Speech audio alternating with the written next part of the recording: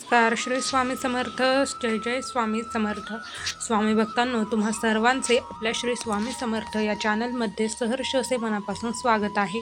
स्वामी भक्तांनो, आज आपण अकाल मृत्यू आणि व्याधी निवारणासाठी प्रभावी असा उपाय पाहणार आहोत.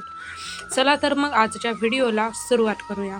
तर पहा, मंत्र हा आहे की ओम अश्वत्थामा बलिर्व्यासो हनुमांश्च विभीषण कृप परशुरामश्च सप्तेते चिरंजीविनः सप्तेतान् संस्मरे नित्यं मार्कंडेय मथाष्टमं जीवेद्वर्षशतं साग्रम सर्वव्याधी विवर्जितः. आता पहा विधी कसा करायचा.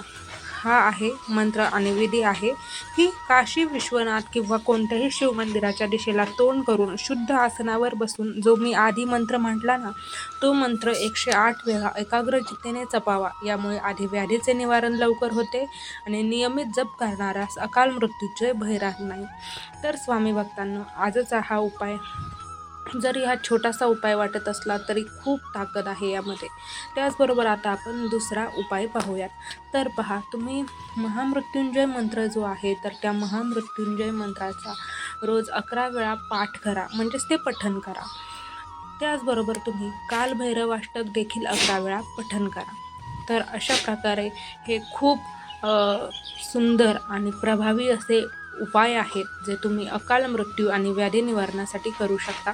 त्याचबरोबर अकाल मृत्यूसाठी तुम्ही महामृत्युंजय मंत्र पठण करू शकता आणि तुम्ही व्याधी निवारणासाठी त्याचबरोबर सुरक्षिततेसाठी तुम्ही कालभैरवाष्टकही पाठ करू शकता.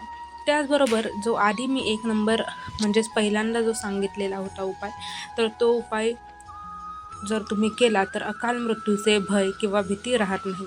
तर स्वामी भक्तांनो, तुम्हाला आजचा हा संपूर्ण व्हिडिओ कसा वाटला ते कमेंटमध्ये सांगा आणि आवडल्यास लाईक करा, शेअर करा आणि आणखी काही प्रश्न असतील तर ते कमेंटमध्ये मांडा. चला तर मग भेटूयात पुन्हा एकदा अशाच सुंदर व्हिडिओमध्ये. तोपर्यंत सर्वांना श्री स्वामी समर्थ. जय जय स्वामी समर्थ. धन्यवाद.